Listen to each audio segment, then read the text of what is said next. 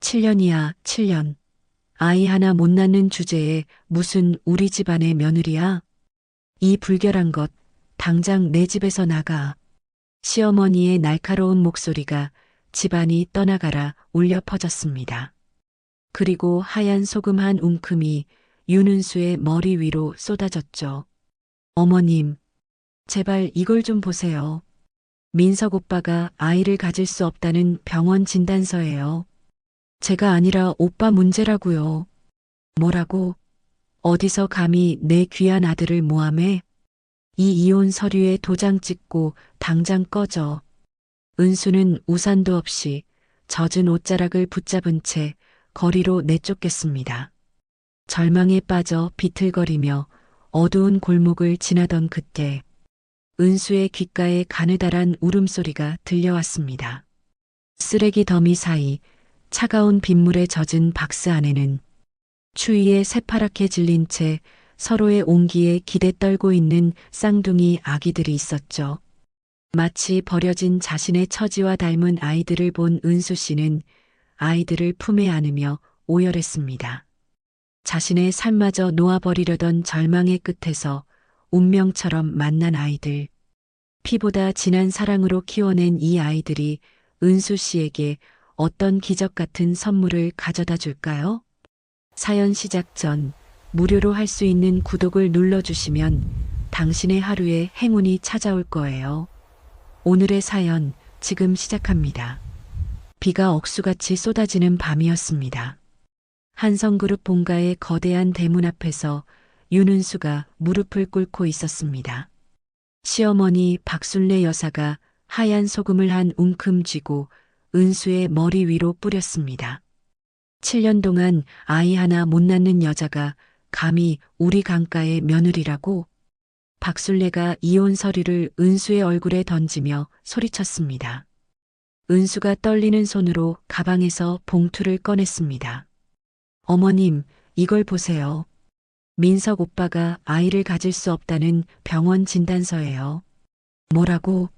감히 내 아들을 모함해? 박순례가 은수의 뺨을 세게 때렸습니다. 그 순간 집안에서 3명의 남자가 나왔습니다. 미리 준비된 가짜 증인들이었습니다. 첫 번째 남자가 고개를 숙이며 말했습니다. 부인께서 호텔에서 다른 남자와 있는 걸 봤습니다. 두 번째 남자가 휴대폰을 흔들며 거들었습니다. 사진도 찍어뒀어요. 증거 있습니다. 세 번째 남자가 팔짱을 끼며 덧붙였습니다. 우리가 증인입니다. 법정에서도 증언할 수 있어요. 은수가 믿을 수 없다는 표정으로 고개를 저었습니다. 거짓말이에요. 저는 그런 적 없어요. 시끄러워. 내가 아무리 부정해도 증인이 셋이나 있어. 박순례가 경비원들에게 손짓했습니다. 당장 이 여자를 내쫓아. 앞으로 우리 집 문 앞에도 얼씬거리지 못하게 해. 경비원들이 은수를 끌어내려 했습니다. 그때 한성그룹 법무팀의 김 변호사가 조용히 나타났습니다. 은수의 억울함을 안타깝게 바라보던 그가 박순례에게 고개를 숙였습니다. 부인, 법적인 절차는 제대로 밟아야 합니다. 무슨 절차? 이혼 서류는 이미 준비됐어. 김 변호사가 은수를 지나치면서 몰래 자신의 명함을 은수 주머니에 꽂아 넣었습니다. 나중을 기약하는 복선을 남긴 것이었습니다. 은수가 소지품 하나 없이 빗속으로 내몰렸습니다. 소금이 빗물에 녹아 얼굴을 타고 흘러내렸습니다. 다시는 우리 앞에 나타나지 마. 강가의 며느리였다는 것도 잊어버려. 박순례의 목소리가 빗소리에 묻혀갔습니다. 대문이 쾅 소리를 내며 닫혔습니다.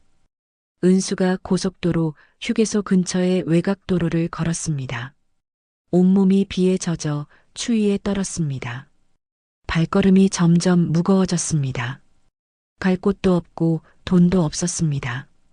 자정이 넘어선 시각, 은수가 쓰레기 수거함 옆에서 이상한 소리를 들었습니다. 약하지만 분명한 아기 울음소리였습니다. 이게 뭐지? 은수가 낡은 상자를 조심스럽게 열어봤습니다. 그 안에는 갓 태어난 듯한 쌍둥이 아기들이 있었습니다. 작고 연약한 몸으로 가쁘게 숨을 쉬고 있었습니다. 어머, 이게 뭐야? 누가 이런. 은수가 아이들을 조심스럽게 품에 안았습니다. 포대기 안에서 손수건 하나가 떨어졌습니다. 손수건에는 한성그룹의 문장이 새겨져 있었습니다. 은수가 깜짝 놀라며 손수건을 자세히 봤습니다. 포대기 안에는 쪽지도 함께 들어 있었습니다. 떨리는 손으로 쪽지를 펼쳐 읽어봤습니다. 가문을 이을 유일한 핏줄이니 부디 살려달라. 은수가 쪽지를 보며 충격에 빠졌습니다. 한성그룹? 이 아이들이 강가 핏줄이라는 말인가? 아이들이 추위에 떨며 울고 있었습니다.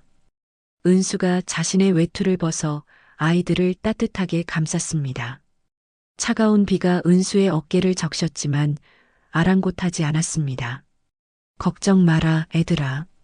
엄마가 지켜줄게. 은수가 아이들을 안고 가까운 보건소로 향했습니다. 한밤중이었지만 응급실은 열려 있었습니다.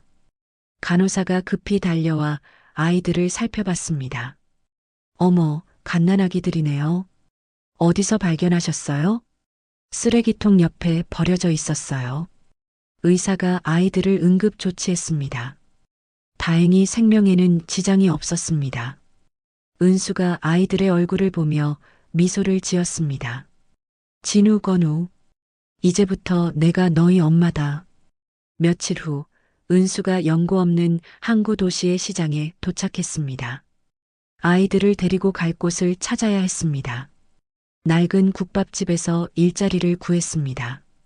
국밥집 사장이 은수를 위아래로 훑어봤습니다. 서울서 왔다고? 일은 힘들어. 하루 종일 서서 일해야 하는데 버틸 수 있겠어? 네, 꼭 할 수 있습니다. 은수가 단호하게 대답했습니다. 생존을 위해서는 무엇이든 해야 했습니다. 애기 둘 데리고 일하기 힘들 텐데. 괜찮습니다. 잘 관리하겠어요. 그럼 내일부터 나와. 새벽 5시부터 밤 10시까지야. 밤늦게 단칸방에 돌아온 은수가 아이들을 보며 다짐했습니다. 좁은 방이지만 세 식구가 함께할 보금자리였습니다. 엄마가 꼭 성공해서 너희를 떳떳하게 키울게. 은수가 찬밥을 물에 말아 먹으면서도 아이들에게는 비싼 분유를 먹였습니다. 아이들의 옷도 항상 깨끗하게 빨아 입혔습니다. 자신은 남루한 옷을 입어도 아이들만큼은 깔끔하게 챙겼습니다. 10년의 세월이 흘렀습니다. 은수가 시장 입구에 작은 국밥집을 개업했습니다. 은순의 국밥집이라는 소박한 간판을 달았습니다. 가게 기둥에 쌍둥이의 키를 재며 금을 그었습니다. 아이들이 자라는 모습을 기록하고 싶었습니다. 이제 진짜 시작이야, 애들아. 은수가 아이들의 머리를 쓰다듬으며 말했습니다. 진우와 건우가 환하게 웃었습니다. 엄마, 우리가 도울 일 없어요? 건우가 앞치마를 두르며 물었습니다. 진우도 옆에서 계산기를 만지작거렸습니다. 괜찮아. 너희는 공부만 열심히 해. 하지만 아이들은 벌써 엄마를 도울 준비를 하고 있었습니다. 이들의 놀라운 능력이 세상에 드러나기까지 그리 오래 걸리지 않을 것이었습니다. 시장 사람들이 하나둘 은순의 국밥집을 찾기 시작했습니다. 정직한 재료와 진심 어린 정성이 느껴지는 맛이었습니다. 이 집 국밥 정말 맛있네. 사장님이 참 친절해요. 은수가 손님들을 보며 뿌듯해했습니다. 10년 전 절망의 밤이 이제는 새로운 희망의 시작점이 된 것 같았습니다. 은수의 국밥집 앞에서 진우가 낡은 계산기를 두드리고 있었습니다. 10살 소년의 손놀림이 어른 못지않게 빨랐습니다. 김아저씨, 이달 세금 신고는 이렇게 하시면 돼요. 과일가게 사장 김철수가 놀란 표정을 지었습니다. 10살짜리가 이런 걸 다 안다고? 정말 대단하네. 진우가 차분하게 설명했습니다. 재고 관리도 컴퓨터로 하면 더 정확해져요. 손실도 줄일 수 있고요. 어디서 이런 걸 배웠어? 인터넷이랑 도서관에서 공부했어요. 김철수가 고개를 저으며 감탄했습니다.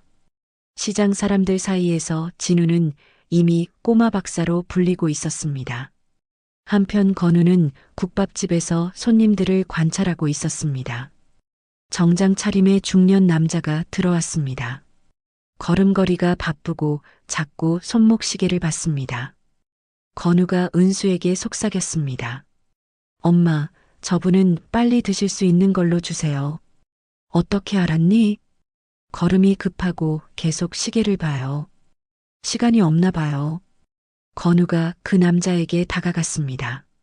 아저씨, 곱빼기로 드릴까요? 밥을 조금 적게 넣어서 빨리 드실 수 있게요. 남자가 깜짝 놀라며 건우를 바라봤습니다. 와, 이 집 서비스 정말 좋네. 맞아, 회의 때문에 빨리 먹어야 해. 그럼 김치도 새 것으로 준비해 드릴게요. 건우의 세심한 배려에 남자가 감동했습니다. 이런 국밥집은 처음이야. 사장님 아들이 정말 똑똑하네. 은수가 뿌듯한 미소를 지었습니다. 건우의 관찰력과 판단력이 날로 늘어가고 있었습니다. 그날 오후 시장에 검은 정장을 입은 남자들이 나타났습니다. 재개발 회사 직원들이었습니다. 상인들 사이로 위압적인 분위기를 풍기며 걸어왔습니다. 첫 번째 남자가 서류를 흔들며 큰 소리로 말했습니다. 여기 다 철거 예정이에요. 빨리 나가는 게 좋을 거야. 상인들이 불안한 표정으로 웅성거렸습니다. 두 번째 남자가 협박하듯 덧붙였습니다. 보상금도 얼마 안 돼. 더 늦으면 한 푼도 못 받을걸? 그게 무슨 말이에요? 김철수가 다가가며 물었습니다. 재개발 확정됐어. 반대해봤자 소용없어. 그때 건우가 나섰습니다. 또래보다 작은 체구였지만 당당한 모습이었습니다. 아저씨들, 서류 좀 봐도 될까요? 애가 뭘 안다고 끼어들어? 첫 번째 남자가 짜증스럽게 대답했습니다. 건우가 서류를 꼼꼼히 살펴봤습니다. 10살이지만 그동안 엄마를 도우며 각종 서류를 많이 봐왔습니다. 여기 날짜가 이상해요. 승인도 안 났는데 어떻게 철거해요? 남자들의 얼굴이 굳어지기 시작했습니다. 건우가 계속 지적했습니다. 이 도장도 가짜 같아요. 진짜 시청 도장이랑 모양이 달라요. 뭐라고? 두 번째 남자가 당황하며 서류를 빼앗으려 했습니다. 상인들이 웅성거리기 시작했습니다. 진짜야? 우리를 속이려고 했다고? 그때 진우가 태블릿 PC를 들고 나타났습니다. 중고로 산 낡은 기기였지만 인터넷 검색은 충분했습니다. 아저씨들, 이 사람들이 중간에서 보상금 빼먹으려고 하는 거예요. 그게 무슨 말이야? 첫 번째 남자가 소리쳤습니다. 진우가 화면을 보여주며 차분하게 설명했습니다. 시청 홈페이지에서 확인했어요. 진짜 보상금은 이것보다 3배나 많아요. 상인들의 얼굴이 붉어지며 분노하기 시작했습니다. 우리를 바보로 아는 거야? 사기꾼들이네. 재개발 회사 직원들이 서둘러 도망치기 시작했습니다. 나중에 다시 오겠어. 상인들이 박수를 치며 진우와 건우를 칭찬했습니다. 우리 꼬마들이 대단하네. 은수야, 아들들 키우기 잘했어. 은수가 뿌듯하게 아이들을 바라봤습니다. 하지만 마음 한편으로는 불안했습니다. 이런 일들이 혹시 더 큰 문제를 불러오지 않을까 걱정됐습니다. 그날 밤 한성그룹 본사에서는 긴급회의가 열렸습니다. 30층 회의실에서 박술래가 보고서를 읽고 있었습니다. 얼굴에 분노가 가득했습니다. 시장 상인들 뒤에 누군가 있다는 거지? 비서가 조심스럽게 고개를 끄덕였습니다. 네, 부인. 아주 영리한 사람이 있는 것 같습니다. 우리 계획을 다 꿰뚫고 있어. 보통 사람이 아니야. 박술래가 손가락으로 책상을 두드렸습니다. 조사해봐. 누가 우리 일을 방해하는지 반드시 찾아내. 며칠 후 한성그룹에서 파견된 조사원이 시장에 나타났습니다. 평범한 시민으로 위장하고 국밥집 주변을 맴돌며 관찰했습니다. 조사원이 국밥집에 들어가 식사를 주문했습니다. 주방에서 일하는 은수의 모습을 보고 깜짝 놀랐습니다. 10년 전 죽은 줄로만 알았던 그 여자였습니다. 설마 윤은수? 조사원이 휴대폰으로 몰래 사진을 찍었습니다. 즉시 본사에 전화를 걸었습니다. 부장님, 큰일입니다. 윤은수가 살아있어요. 뭐라고? 10년 전에 죽었다고 했잖아. 아닙니다. 여기서 국밥집을 하고 있어요.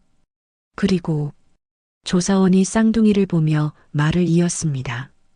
아이 둘을 키우고 있습니다. 한성그룹 본사가 발칵 뒤집혔습니다. 박순례가 펄쩍 뛰었습니다. 아이들, 어떻게 생겼어? 한성가 사람들과 많이 닮았어요. 특히 돌아가신 큰아드님과. 박순례의 심장이 빠르게 뛰었습니다. 혹시 그 아이들이 한성가의 핏줄일 수도 있었습니다. 당장 유전자 검사를 해. 그날 밤 조사원이 다시 국밥집에 나타났습니다.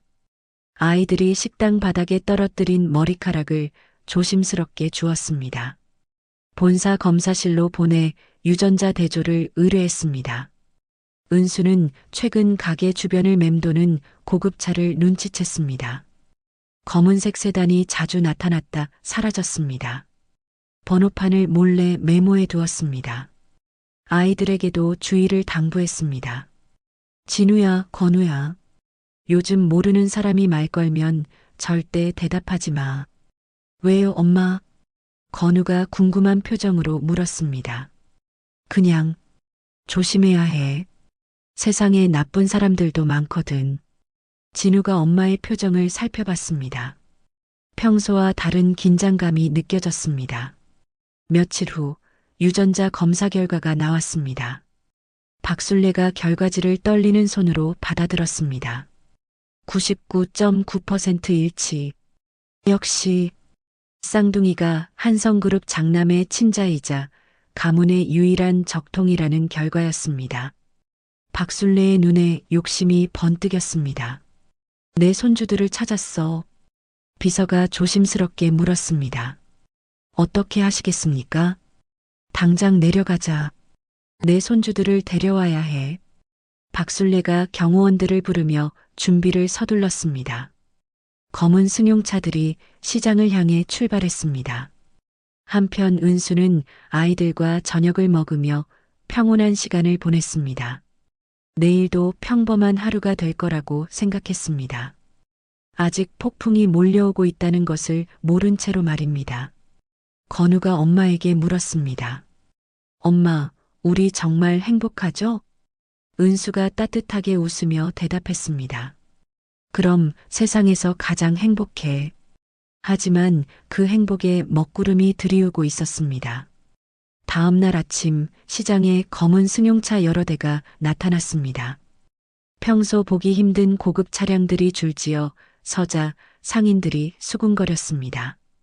차에서 내린 경호원들이 국밥집을 둘러쌌습니다.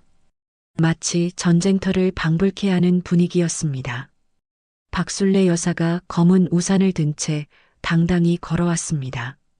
70대의 나이에도 불구하고 위압적인 기세가 온 시장을 압도했습니다.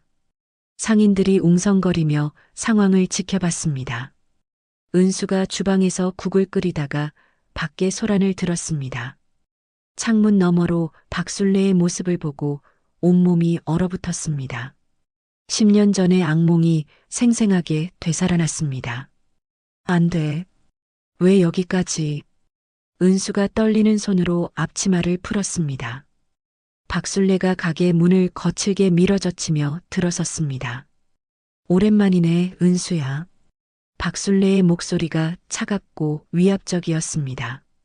은수가 떨리는 목소리로 대답했습니다. 어머님, 어떻게 여기를... 내 손주들이 어디 있어? 박순례가 거만한 표정으로 가게 안을 둘러봤습니다. 찢어지게 가난한 국밥집을 보며 혀를 찼습니다. 이런 더러운 곳에서 내 손주들을 키웠다고? 그때 진우와 건우가 학교에서 돌아왔습니다. 가게 앞에 검은 차들을 보고 이상함을 느꼈습니다. 조심스럽게 가게로 들어섰습니다. 박술래가 아이들을 보며 눈을 빛냈습니다. 한성가 사람들의 특징이 고스란히 드러나 있었습니다. 역시 한성가 핏줄이야. 얼굴이 똑같아. 건우가 은수 뒤로 숨으며 불안하게 물었습니다. 엄마, 이분이 누구예요? 박술래가 억지로 웃음을 지으며 다가왔습니다. 할머니야. 너희 진짜 할머니. 아이들이 당황스러워했습니다. 10년 동안 할머니라는 존재를 모르고 살았기 때문입니다. 진우가 냉정하게 대답했습니다. 저희 할머니는 없어요. 엄마만 있어요. 박술래의 얼굴이 순간 굳어졌습니다. 하지만 곧 다시 웃음을 지으며 말했습니다. 그동안 못 찾아서 미안했어. 이제 할머니가 잘해줄게. 박술래가 가방에서 수표 꾸러미를 꺼내 테이블에 던졌습니다. 두터운 수표들이 바닥에 흩어졌습니다. 은수야, 이걸 받고 아이들을 내놔. 은수가 끓는 육수 솥 앞을 가로막으며 일어섰습니다. 10년 전의 두려움을 떨쳐내고 단호하게 말했습니다. 안 됩니다. 제 아이들이에요. 내 아이들? 웃기지 마. 너네도 못 낳는 여자잖아. 박술래의 말에 은수의 가슴이 찢어졌습니다. 하지만 아이들을 지켜야 한다는 생각이 더 컸습니다. 박술래가 가방에서 서류를 꺼냈습니다. 미리 준비해온 고발장이었습니다. 경찰서에 고발장도 넣었어. 유괴죄로 말이야. 은수가 믿을 수 없다는 표정을 지었습니다. 유괴라뇨? 저는 이 아이들을 구해준 거예요. 증거 있어? 아무도 안 믿을 거야. 넌 전과자니까. 그 순간 진우가 재빠르게 스마트폰을 조작했습니다. 가게에 미리 설치해둔 CCTV가 작동하기 시작했습니다. 박술래의 폭언이 실시간으로 시장 전광판에 방송되기 시작했습니다. 할머니라고 하시면서 엄마를 협박하시는 거예요? 건우가 차갑게 말했습니다. 10살 아이의 목소리에 서슬퍼런 기운이 담겼습니다. 가방에서 신문 스크랩을 꺼내 박술래 앞에 내밀었습니다. 10년 전에 엄마한테 소금 뿌리고 쫓아내신 분 맞죠? 박술래가 당황하며 뒤로 물러섰습니다. 그건 그때는 상황이 가족은 사람을 버리지 않아요. 건우의 목소리에 힘이 들어갔습니다. 진짜 할머니라면 엄마가 힘들 때 도와주셨을 텐데요. 시장 대형 전광판을 본 상인들이 하나둘 모여들기 시작했습니다. 박술래의 오만한 태도와 협박하는 모습이 생생하게 방송되고 있었습니다. 저 할머니가 은수를 괴롭히고 있어. 김철수가 분노하며 소리쳤습니다. 아이들을 빼앗으려고 하는 거야. 다른 상인들도 하나둘 가세했습니다. 수백 명의 상인들이 국밥집 앞으로 몰려왔습니다. 인간띠를 만들어 경호원들의 길을 원천 봉쇄했습니다. 은수는 우리가 지킨다. 생선가게 사장이 목소리를 높였습니다. 10년 동안 우리와 함께 살았어. 이제 와서 뭐 하는 짓이야? 야채가게 사장 아주머니도 팔을 걷어붙이며 나섰습니다. 박술래가 이런 상황을 예상하지 못했습니다. 한편 진우는 인터넷 커뮤니티에도 실시간 영상을 올렸습니다. 재벌 시어머니의 충격적인 실체라는 제목으로 게시했습니다. 순식간에 조회수가 폭증했습니다. 댓글들이 실시간으로 달렸습니다. 이게 무슨 일이야? 완전 막장 드라마네. 저 할머니 너무하다. 어떻게 저럴 수 있어? 은수님 힘내세요. 응원합니다. 박술래가 상황이 불리해지자 경호원들에게 지시했습니다. 일단 후퇴하자. 너무 시끄러워. 박술래가 은수를 노려보며 도끼 어린 목소리로 말했습니다. 이번엔 넘어가겠어. 하지만 법적으로 해결할 거야. 경호원들과 함께 차에 오른 박술래가 비서에게 차가운 명령을 내렸습니다. 친권 정지 신청 즉시 해. 은수에 대한 유괴죄 고소도 준비하고. 네, 부인. 바로 처리하겠습니다. 언론도 움직여. 은수를 나쁜 엄마로 만들어야 해. 검은 차들이 하나둘 시장을 떠났습니다. 하지만 전쟁은 이제 시작일 뿐이었습니다. 은수가 진우와 건우를 꽉 안았습니다. 아이들도 엄마를 꼭 껴안으며 위로했습니다. 괜찮아. 엄마가 지켜줄게. 절대 너희를 빼앗기지 않을 거야. 하지만 은수의 마음은 불안으로 가득했습니다. 아이들이 정말 한성과 핏줄이라면 법적으로 분리할 수도 있었습니다. 시장 사람들이 은수를 둘러싸며 위로했습니다. 걱정하지 마.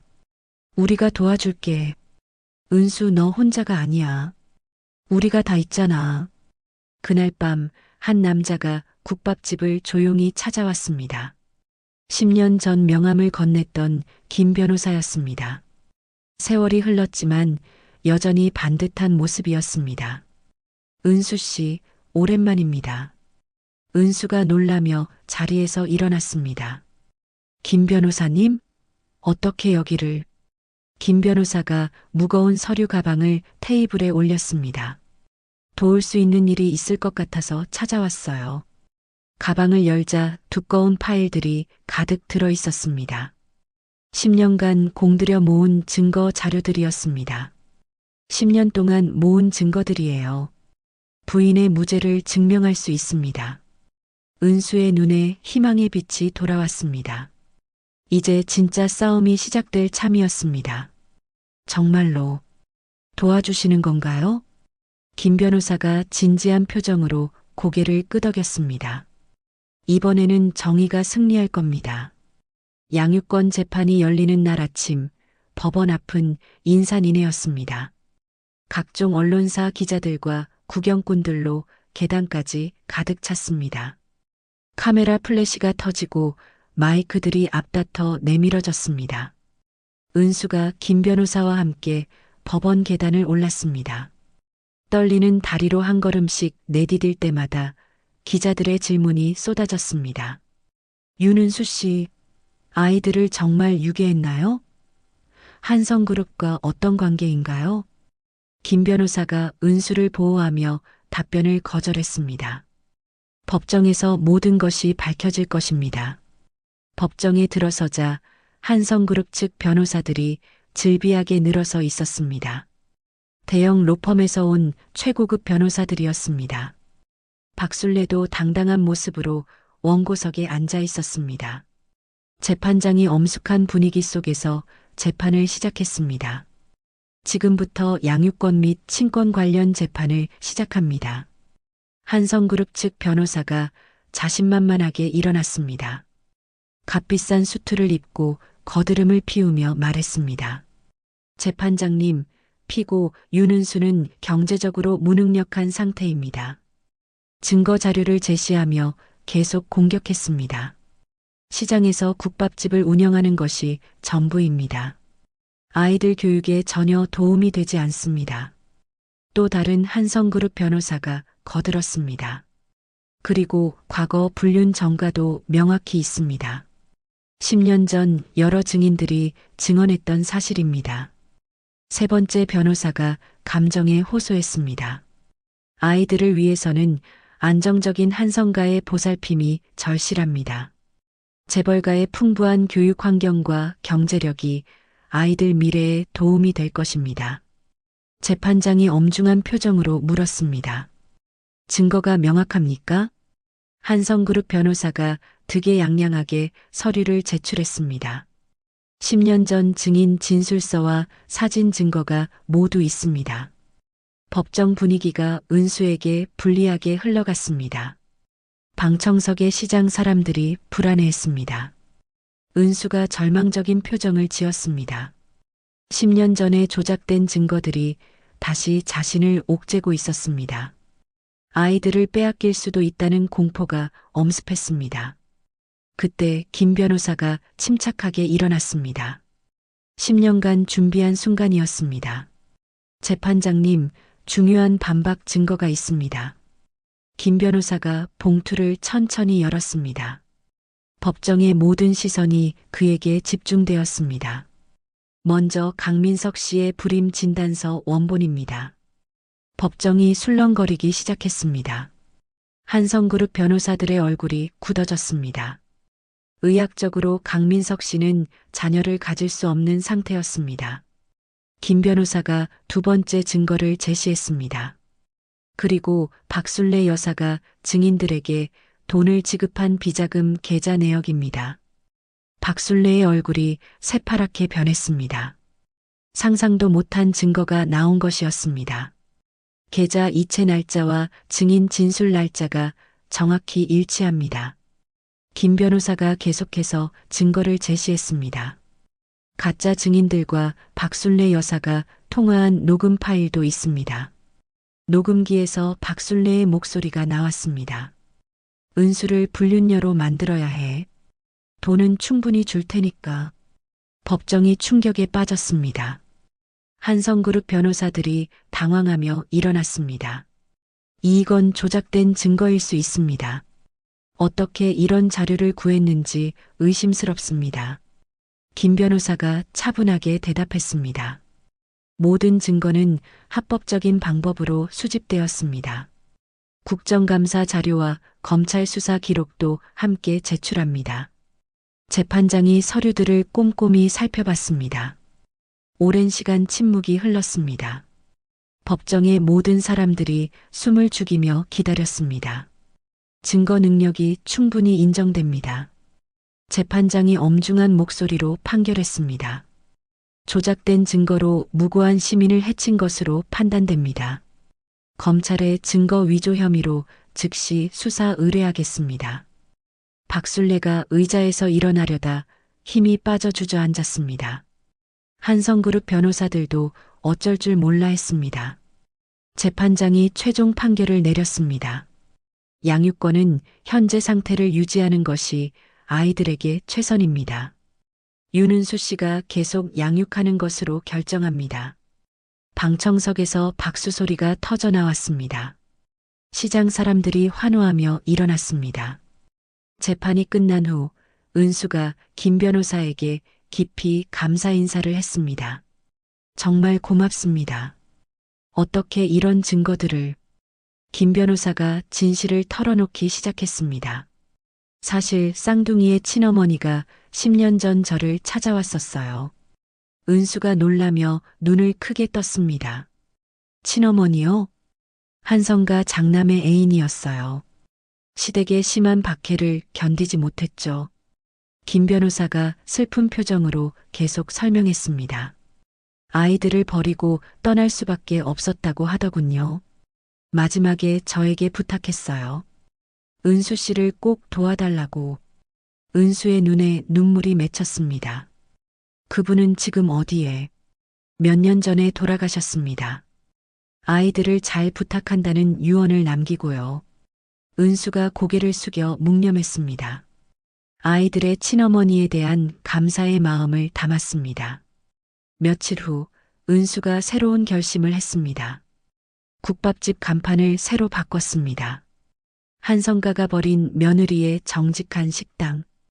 언론들이 은수의 감동적인 사연을 대대적으로 보도했습니다. 전국에서 응원의 메시지와 주문이 쏟아져 들어왔습니다. 정말 대단한 어머니세요. 진짜 가족이 뭔지 보여주셨어요. 은수가 김 변호사와 함께 미래를 계획했습니다. 이제 프랜차이즈로 확장해 보는 건 어떨까요? 김 변호사가 동의하며 고개를 끄덕였습니다. 좋은 생각이에요. 정직한 맛으로 승부해 봅시다. 놀랍게도 한 달 만에 가맹 신청이 50곳이 넘었습니다. 어머니의 맛이라는 브랜드가 전국적으로 알려졌습니다. 은수의 성공 스토리는 계속 이어졌습니다. 하지만 이것은 진짜 복수의 시작일 뿐이었습니다. 은수의 국밥 프랜차이즈가 빠른 속도로 성장했습니다. 50호점을 돌파한 지 6개월 만에 100호점까지 확장되었습니다. 어머니의 맛이라는 브랜드가 전국적으로 사랑받고 있었습니다. 진우가 한성그룹의 복잡한 재무 구조를 분석했습니다. 컴퓨터 화면을 보며 엄마에게 보고했습니다. 엄마, 박순례 할머니가 개인 계좌로 돈을 빼돌린 증거를 찾았어요. 은수가 놀라며 화면을 들여다봤습니다. 정말? 어떻게 알았니? 순환출자 구조에서 이상한 돈의 흐름이 보여요. 조세 포탈이에요. 진우의 분석 자료를 김 변호사에게 전달했습니다. 한편 건우는 10년 전 가짜 증인들을 하나씩 찾아다녔습니다. 첫 번째 가짜 증인을 만났을 때였습니다. 중년 남자는 건우를 보고 당황했습니다. 너, 혹시 그때 그 아이? 건우가 차분하게 말했습니다. 아저씨, 10년 전에 거짓말하신 거 후회 안 하세요? 그건 우리 엄마가 얼마나 힘들어했는지 아세요? 남자의 얼굴에 죄책감이 스쳐갔습니다. 건우가 계속해서 양심에 호소했습니다. 이제라도 진실을 말하면 용서해 드릴게요. 결국 그 남자가 참회 영상을 녹화했습니다. 나머지 2명의 가짜 증인들도 마찬가지였습니다. 은수는 프랜차이즈 수익금을 모두 사회에 환원했습니다. 버려진 아이들을 위한 장학재단을 설립했습니다. 언론에서 은수를 극찬했습니다. 진정한 성진의 안주인이라는 수식어가 붙었습니다. 김 변호사와 은수는 비밀리에 한성그룹 주식을 매집했습니다. 우호 지분을 조용히 늘려갔습니다. 이제 임시 주주총회를 열 수 있을 만큼 모았어요. 김 변호사가 계산기를 두드리며 말했습니다. 박 여사를 경영진에서 몰아낼 수 있겠네요. 은수가 결심에 찬 표정을 지었습니다. 마침내 100호점 돌파 기념식 날이 왔습니다. 시장 광장에 무대가 설치되고 현수막이 걸렸습니다. 상인들이 모두 모여 축하했습니다. 은수가 마이크를 잡고 소감을 말했습니다. 10년 전 이 시장에서 다시 시작할 때를 생각하면 꿈만 같아요. 여러분 덕분에 여기까지 올 수 있었습니다. 상인들이 뜨거운 박수를 보냈습니다. 진우와 건우가 깔끔한 정장을 입고 은수 옆에 섰습니다. 기자가 아이들에게 질문했습니다. 어머니를 어떻게 생각하세요? 건우가 환하게 웃으며 대답했습니다. 세상에서 가장 강한 사람이 우리 엄마예요. 진우도 진심 어린 목소리로 말했습니다. 엄마가 없었다면 지금의 우리도 없었을 거예요. 카메라들이 행복한 가족의 모습을 담았습니다. 기념식 후 은수가 특별한 이벤트를 준비했습니다. 한성그룹 본가에 최고급 도시락 1000인분을 배달 보냈습니다. 배달 기사가 본가 정문에서 말했습니다. 윤은수 대표님이 보내신 도시락입니다. 경비원이 어리둥절했습니다. 윤은수? 10년 전 쫓겨난 그 며느리? 지금은 전국구 기업 대표님이세요. 본가 사람들이 웅성거렸습니다. 과거에 소금 뿌려 쫓아낸 며느리가 이제 자신들을 먹여 살리는 처지가 된 것이었습니다. 며칠 후 박순례가 홀로 은수의 사무실을 찾았습니다. 화려했던 과거와 달리 초라한 모습이었습니다. 은수야, 할머니가 잘못했다. 박순례가 떨리는 목소리로 말했습니다. 은수가 차갑게 대답했습니다. 지금 와서 사과가 무슨 소용이에요? 한성그룹이 무너져가고 있어. 내 도움이 절실해. 10년 전 소금 뿌리며 내쫓으신 그날을 기억하세요. 은수가 단호하게 거절했습니다. 그때 받은 모욕의 무게만큼 대가를 치르셔야 해요. 박순례가 절망적인 표정을 지으며 사무실을 떠났습니다. 그 주말 은수가 아이들과 특별한 곳을 방문했습니다. 10년 전 살았던 단칸방터에 건설 중인 도서관이었습니다. 우리가 받은 사랑을 이웃들에게 돌려주는 거야. 은수가 아이들에게 설명했습니다. 진우와 건우가 감동했습니다. 엄마, 정말 멋있어요. 도서관 준공을 앞두고 아이들도 새로운 취미를 시작했습니다. 평범한 10대처럼 자유롭게 꿈을 키워갔습니다. 김 변호사가 중요한 소식을 가져왔습니다. 주주총회 준비가 완료됐어요. 이제 한성그룹 최대 주주는 은수 씨입니다. 은수가 깊이 생각했습니다. 아이들을 공식 후계자로 발표할 때가 됐나요? 적절한 시기인 것 같아요. 그날 저녁 가족 셋이 한성그룹 창업주 묘소를 찾았습니다. 은수가 무덤 앞에서 다짐했습니다. 아버님, 가문의 잘못된 역사를 바로잡겠습니다. 석양이 묘소를 따뜻하게 물들였습니다. 진짜 복수가 막바지에 다다르고 있었습니다. 다음 날 아침, 진우와 건우가 평소처럼 학교로 향했습니다. 학교 앞 골목에서 검은 정장을 입은 남자들이 나타났습니다. 첫 번째 남자가 웃으며 다가왔습니다. 진우, 건우 맞지? 할머니가 위독하셔. 건우가 경계하며 물었습니다. 어느 할머니요? 우리 할머니는 안 계신데요. 박순례 할머니 말이야. 병원에 계셔. 두 번째 남자가 급한 척하며 말했습니다. 빨리 가야 해. 마지막 인사를 하고 싶어 하셔. 진우가 고개를 저었습니다. 엄마가 모르는 사람 따라가지 말래요. 남자들이 갑자기 아이들을 붙잡았습니다. 이것들이 말로 안 되네. 아이들이 소리를 지르려 했지만 입을 막혔습니다. 검은 승용차에 억지로 태워졌습니다. 은수가 가게에서 아이들을 기다리고 있었습니다. 평소보다 늦어서 걱정이 되기 시작했습니다. 진우의 스마트워치에 연결된 앱을 확인했습니다. 위치가 이상해. 아이들이 시외각으로 이동하고 있었습니다. 은수가 즉시 김 변호사에게 전화했습니다. 변호사님, 아이들이 사라졌어요. 진정하세요. 위치 추적은 되나요? 은수가 앱을 보며 대답했습니다. 네, 지금 고속도로를 지나고 있어요. 김 변호사가 경찰에 신고했습니다. 실시간 위치 정보를 공유했습니다. 한편 아이들은 외곽의 물류 창고에 갇혀 있었습니다. 범인들의 정체가 밝혀졌습니다. 박순례가 시킨 게 아니었습니다. 세 번째 남자가 동료들에게 말했습니다.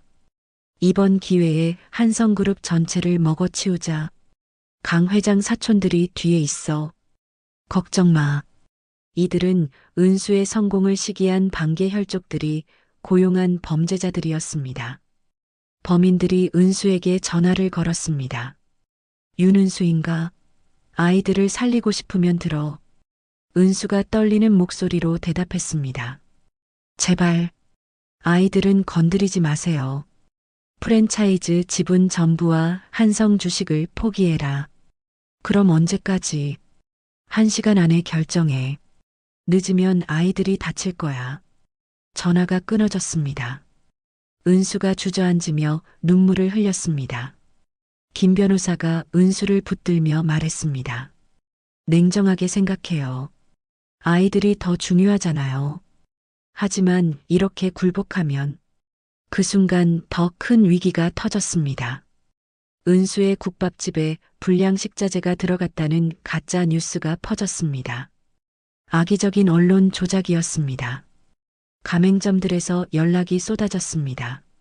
사장님, 손님들이 다 가고 있어요. 은수가 절망했습니다. 아이들의 생명과 평생 일군 사업 중에서 선택해야 했습니다. 떨리는 손으로 지분양도 서류를 보고 있을 때였습니다. 창고에서 건우가 범인들에게 말을 걸었습니다. 아저씨들, 왜 이런 일을 해요? 시끄러워. 가만히 있어. 건우가 계속 말했습니다. 지금 경찰들이 포위했어요. 도망칠 수 없을 거예요. 뭐라고? 범인들이 당황하기 시작했습니다. 건우가 거짓말로 그들을 혼란에 빠뜨렸습니다. 진우는 몰래 창고의 비상 사이렌을 작동시켰습니다. 시끄러운 소음이 창고 전체에 울려 퍼졌습니다. 범인들이 혼란에 빠진 틈에 아이들이 탈출을 시도했습니다. 은수가 지분 양도 서류를 바닥에 내던졌습니다. 안 돼. 내 아이들을 구하러 간다. 김 변호사가 붙잡으려 했습니다. 위험해요. 경찰을 기다려야 해요. 기다릴 시간 없어. 은수가 문을 박차고 나가 차에 올랐습니다. GPS를 따라 창고 현장으로 달려갔습니다. 창고에서는 진우가 전산 시스템을 조작하고 있었습니다. 모든 조명이 꺼져 창고가 암흑천지가 되었습니다. 뭐야? 갑자기 왜 이래? 범인들이 어둠 속에서 당황했습니다. 손전등을 찾아 헤맸습니다. 그때 은수가 창고 문을 박차고 들어왔습니다. 건우야, 엄마 왔다. 엄마. 아이들이 은수에게 달려왔습니다. 은수가 두 아이를 품에 꽉 안았습니다. 범인들이 손전등을 켜고 은수를 둘러쌌습니다. 감히 여기까지 와. 은수가 아이들을 등 뒤로 숨기며 말했습니다. 내 아이들에게 손끝 하나라도 대봐. 지구 끝까지 쫓아가서 너희를 파멸시킬 거야. 은수의 눈에서 서슬 퍼런 기세가 뿜어져 나왔습니다. 범인들이 주춤했습니다. 그 순간 창고 밖에서 사이렌 소리가 들렸습니다. 특수보안팀과 경찰들이 도착했습니다. 경찰이다. 다 집어넣어. 범인들이 항복했습니다. 은수가 먼지투성이가 된 아이들을 안고 눈물을 쏟았습니다. 괜찮아? 다친 데 없어? 네, 엄마. 우리 괜찮아요. 진우와 건우도 눈물을 흘렸습니다. 체포된 범인들이 자백하기 시작했습니다. 박술래가 시킨 게 아니에요. 강 회장 사촌들이 돈 줬어요. 경찰이 녹음기를 틀었습니다. 범행 교사 증거와 돈거래 내역이 모두 드러났습니다. 은수가 아이들의 상태를 확인한 후 바로 한성그룹으로 향했습니다. 이사회가 열리는 회의실 문을 박차고 들어갔습니다. 무슨 일이야? 회의 중인데. 은수가 대형 화면에 증거 자료를 송출했습니다. 범인들의 자백과 돈거래 내역이 나타났습니다. 이사들이 경악했습니다. 이게 무슨... 반개 혈족들이 미성년자 납치를 교사했습니다. 은수가 단호하게 말했습니다. 이런 사람들과 함께 일할 수 없어요. 이사들이 즉석에서 회의를 열었습니다. 관련자들의 해임안이 만장일치로 통과되었습니다. 경찰이 회의장으로 들어와 관련자들을 체포했습니다. 미성년자 유인 및 교사 혐의로 긴급 체포합니다. 은수는 불량식자재 허위 사실을 유포한 언론사들도 고소했습니다. 1,000억 원대 손해배상 청구 소송을 시작했습니다. 조작된 뉴스로 제 사업에 피해를 줬어요. 김 변호사가 전산 로그 기록을 증거로 제시했습니다. 모든 증거가 있습니다. 대중들이 은수를 더욱 지지하기 시작했습니다. 이 시대의 진정한 어머니라는 찬사를 보냈습니다. 국밥집 이용 운동이 전국적으로 벌어졌습니다. 은수 사장님을 지지해요. 그날 밤 가족 셋이 10년 전 처음 만났던 휴게소를 찾았습니다. 빗속의 쓰레기통 옆 운명적인 장소였습니다. 은수가 아이들의 손을 잡고 말했습니다. 그때는 두려움의 눈물이었는데 지금은 희망의 눈물이네요. 진우와 건우가 은수를 꽉 안았습니다. 엄마 사랑해요. 빗방울이 다시 떨어지기 시작했지만 이번에는 따뜻했습니다. 새로운 시작을 알리는 담비였습니다. 한성그룹 본사 대회의실에서 임시 주주총회가 열렸습니다. 수백 명의 주주들이 참석한 가운데 은수가 단상에 올랐습니다. 사회자가 발표했습니다. 새로운 회장으로 윤은수 사장님이 선출되셨습니다. 박수 소리가 회의실을 가득 메웠습니다. 은수가 마이크를 잡고 취임사를 했습니다. 핏줄보다 강한 것은 서로를 지키는 마음입니다. 한성그룹의 비정했던 전통을 모두 폐기하겠습니다. 은수가 시장 상인들을 명예이사로 위촉한다고 발표했습니다. 파격적인 결정이었습니다. 과일가게 사장이 단상에 올라 인사했습니다. 은수가 어려울 때 우리가 도왔는데 이제 이렇게 보답해 주네요. 구치소에 수감된 박술래가 면회 거절장을 받았습니다. 은수가 보낸 편지였습니다. 더 이상 만날 이유가 없습니다. 이제 법이 판단할 일입니다. 박술래가 신문을 보며 뒤늦은 참회의 눈물을 흘렸습니다. 쫓겨난 며느리 한성그룹 회장 되다라는 제목이 보였습니다. 한성그룹에서는 새로운 조직이 만들어졌습니다. 진우가 미래보안연구소 명예소장에 임명되었습니다. 10살 천재가 범죄 예방 시스템을 구축한다고 임직원들이 놀라워했습니다. 진우가 당당하게 말했습니다. 나쁜 사람들이 더 이상 악한 일을 못하게 막을 거예요. 건우는 상생 마케팅팀의 홍보 모델이 되었습니다. CF에 출연해 한성그룹의 새로운 이미지를 알렸습니다. 함께 만들어가는 따뜻한 세상. 건우의 밝은 미소가 전국에 방송되었습니다. 은수는 10년 전 아이들을 발견했던 휴게소 근처에 큰 공사를 시작했습니다. 국내 최대 규모의 영유아 복지관 건설이었습니다. 버려진 아이들의 수호천사가 되겠어요. 은수가 기자들에게 말했습니다. 복지관에는 희망의 집이라는 이름이 붙었습니다.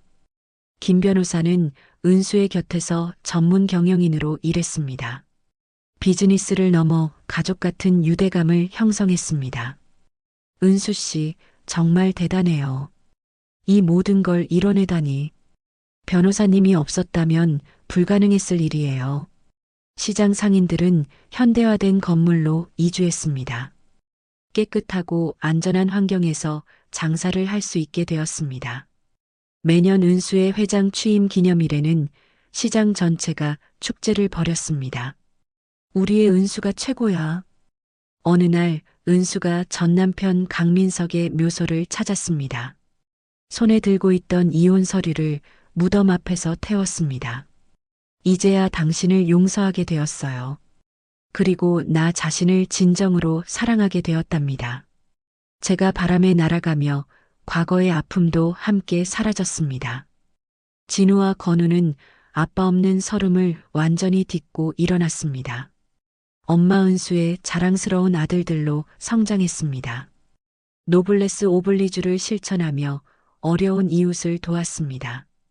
우리가 받은 사랑을 나누는 거야. 어느 저녁 한성그룹 본사 옥상 정원에서였습니다.